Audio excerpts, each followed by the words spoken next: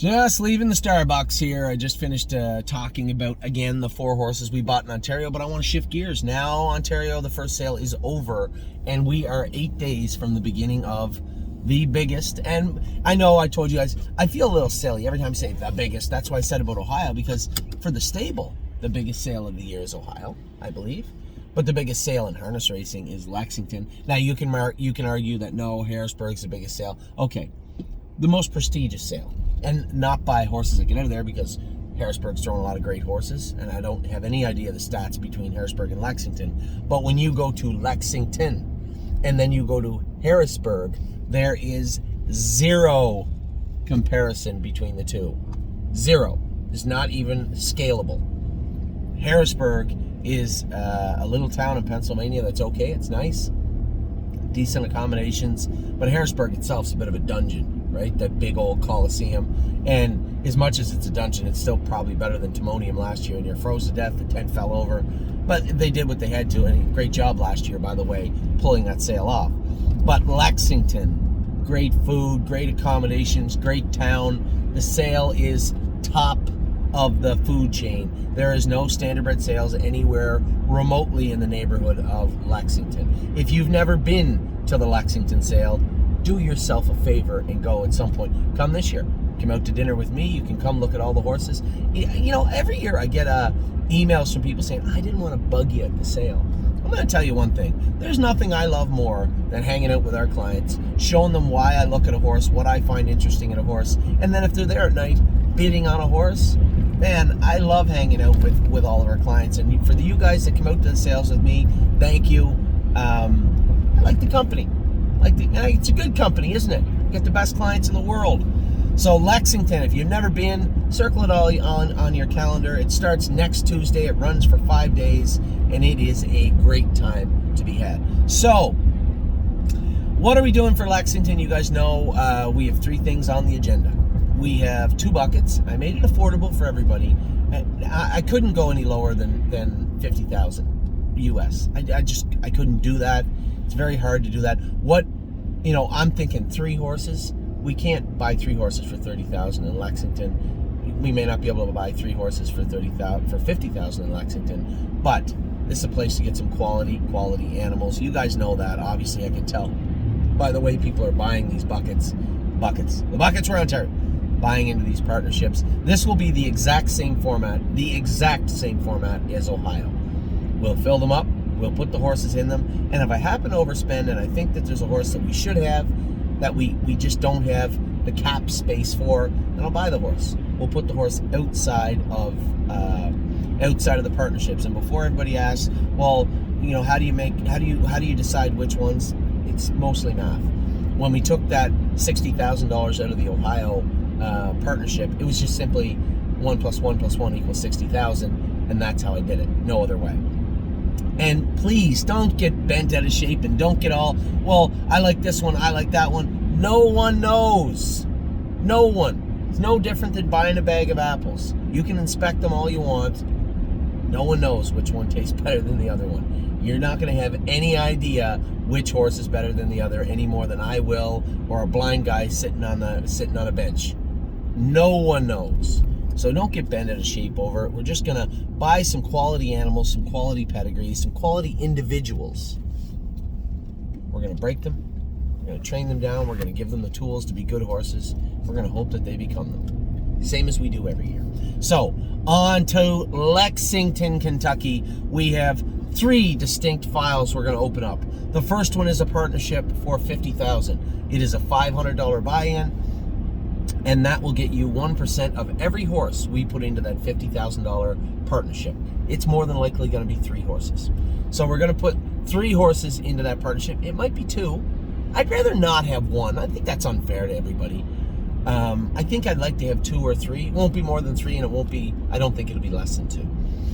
The other partnership is a $200,000 partnership, and obviously we're going to have a few more horses in there, and we may buy something a little more pricey. Now, I think it's very important to make a distinction between the next partnership and the first 2. Why am I doing it? I'm going to tell you in a second. I don't want my drink to get cold, so I have to drink that also. The third partnership is a little more pricey horse, so an expensive horse. I can put a wonderful spin on it and give you a bunch of names for the horse we're going to buy. At the end of the day, it's a horse that's going to likely cost $130,000 to $150,000 US. Is this my comfort zone? No, not at all. Would I come up to a stranger on the street, tell them all about the stable, and even mention the thought or the prospect of buying a horse like this? Absolutely not. Please pay attention to what I'm saying. I've said it multiple times.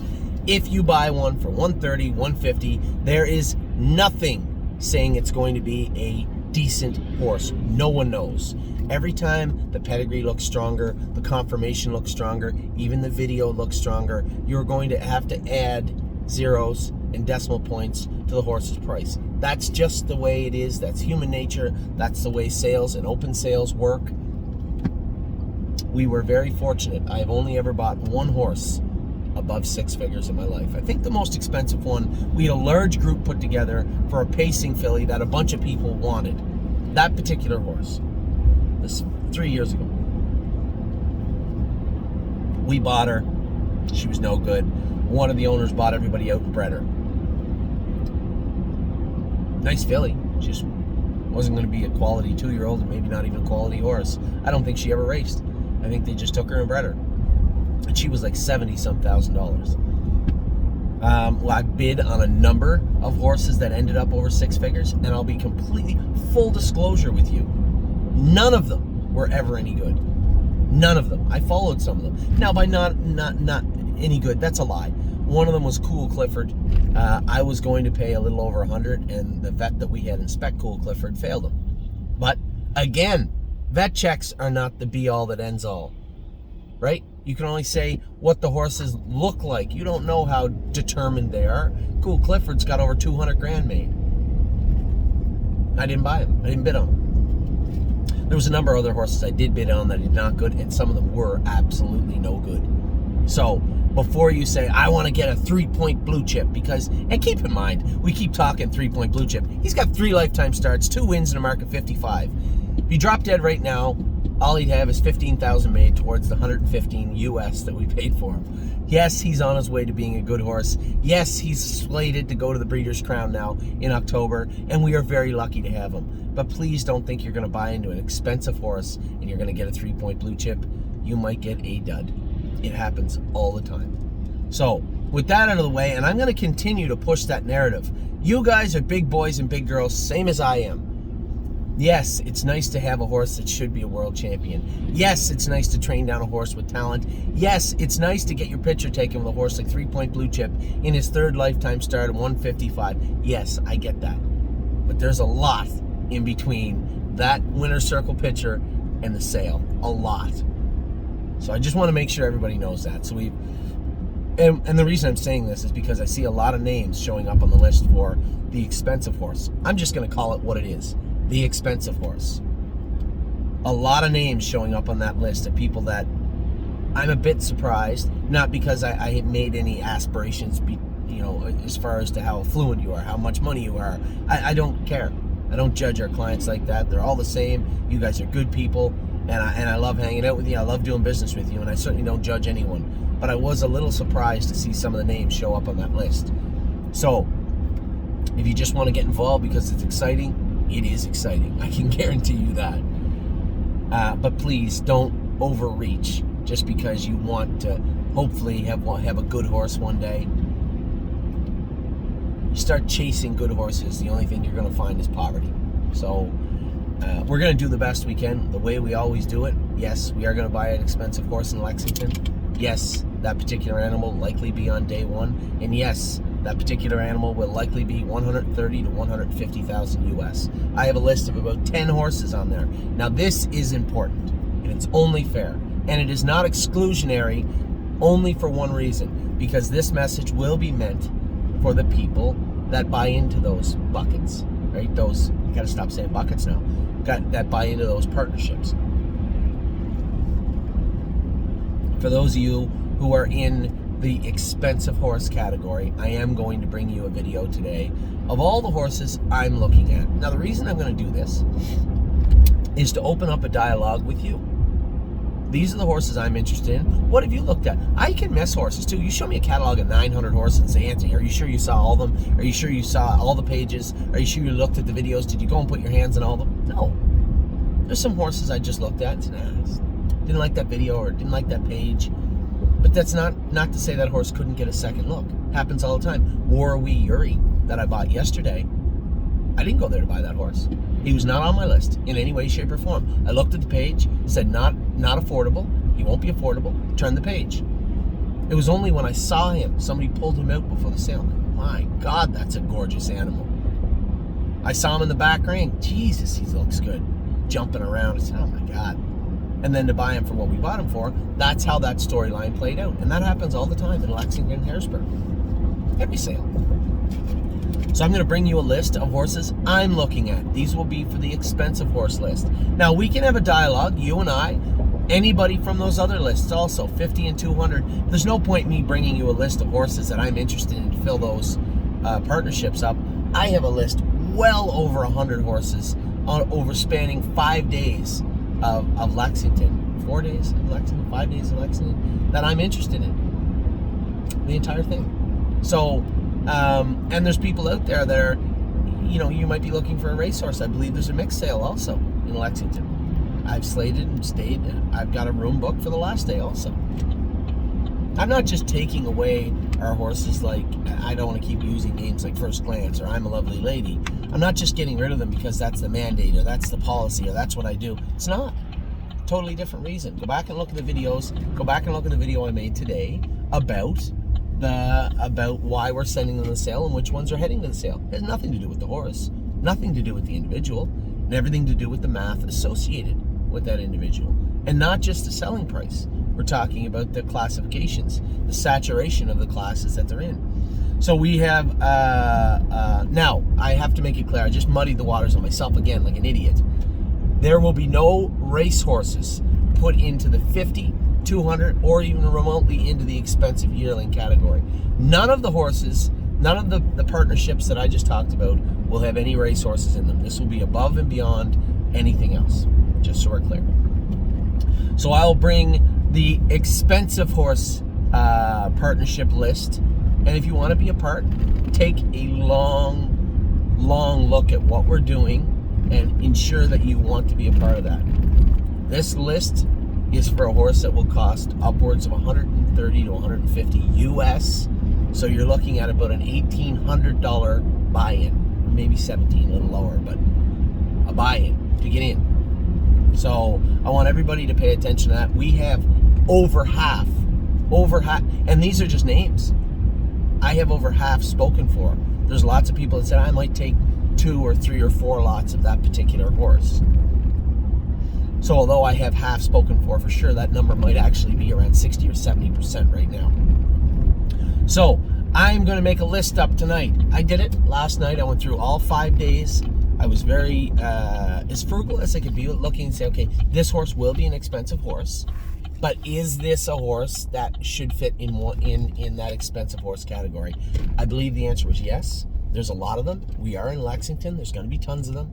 So I'm going to take a look at which ones. Now, I will give you a little heads up. We're still looking for value. Remember, when I bought 3 Point Blue Chip, this was a horse I thought was worth probably $250,000, maybe more. And he went for $115,000. So whether it was COVID, whether it was the tent, whether it was the fact that Aki Svanstedt wasn't bidding on the horse who had Plunge and Splash Blue Chip, maybe it was the fact that people just assumed he was. For whatever reason, in my mind, he was grossly discounted. And from what I see on the track right now, I believe I'm right. It doesn't always work that way. So we're looking for a way in. We're likely not going to be able to afford any Walners. I was hoping maybe take a run at a couple of tactical landings, but after watching that horse, and I bid on him, the tactical landing in the on-gate sale was the very horse that I told everybody about. After bidding on him and losing the bid, I was out at 34, 35, 33, something like that. He went for $40,200, I believe. If that's a precursor to what the Lexington and Harrisburg tactical landings are going to do and how hot they're going to be, we're not going to be able to buy any of them also. Now, I can tell you this much. Father Patrick has fallen into favor with a lot of trainers in the U.S. for a number of reasons, whatever. They still get This might be his last year to get a real quality mare. There are some very, very strong maternal lines. There are some very strong yearlings that are by Father Patrick, and of a good mare. And I think they'll be grossly discounted also. And you might even find a Muscle Hill. You think Walner is the new kid on the block, so to speak, right? People are fawning over Tactical Landing. There may be a Muscle Hill slide in there. A Muscle Hill that you can never look at before. You might be able to buy quite affordably. These are the things that I have to look at. I have to look at my list in reality, realistically, and say, okay, what's that horse going to bring? What's that horse worth? Now, I'm going on the video on the page. I still have to look at all these horses, so it really doesn't matter. Well, my list is a very rough sketch of what the landscape of Lexington may look like for us, for me, for you. But I'm looking at a lot of the Father Patrick saying, well, he threw Green Shoe, and he had a number of other nice horses. Do they have tendencies? Yeah, every horse does. We had 2 Walners that had some bad habits also. Fast. They did have their deficiencies. So when it comes to Father Patrick, I'm not going to shy away from a very expensive bloodline that we get discounted. So that's what I'm looking at also. How do I get in? What can I not afford? What are we looking for? These are things that I go through. So this video will be fun for me tonight. I'm going to grab my iPad and go through the entire list of the horses I'm interested in. Now, as I said, I don't mean to be exclusionary, but if you're not on that list, you won't be able to see this video, and for obvious reasons, right? And I don't have a problem with you. It's who else might see it if I just drop it on YouTube. So that is what I'm up to today. I'm going to bring you some videos. I'm going to go up and watch. I just saw the Cedar All-Star Colt go on the track with Greg. I'm going to take a little skip up and do a video of him. We're going to break all 4 of the babies that we had today. I'm going to bring you videos of all 4 of them. I might even show you Rosario's Dream, or whatever his name is, and GJ's ATM. They're here also. So's my little man. Boy, what a mission's here also. I'm going to do a video of him. So we got some videos coming your way this morning. But I thought it was important, one, to make a video for the Ontario, the buckets. Again, I want those to fill up, and I hope they do. We still have some lots available in them. Had a great day at the sale yesterday. But more importantly, we get 8 days. 8 days to get our shit together. 8 days to be prepared and ready to roll when we roll into Lexington. I want to fill up the $200,000 partnership. I want to fill up the $50,000 partnership. I want to fill up the expensive horse, and I want to land in Lexington knowing that that part of my job is concluded. Get to work and go look at horses. So I will talk to all of you very, very soon. I hope you had a great weekend. I did. How couldn't we have a great week? Globe trotting, 3-point blue chip, White Tiger in a dominating performance, which he's never done in his life. It was a great week at the stable, capped off by the sale. I couldn't be happier. We'll talk to you all soon.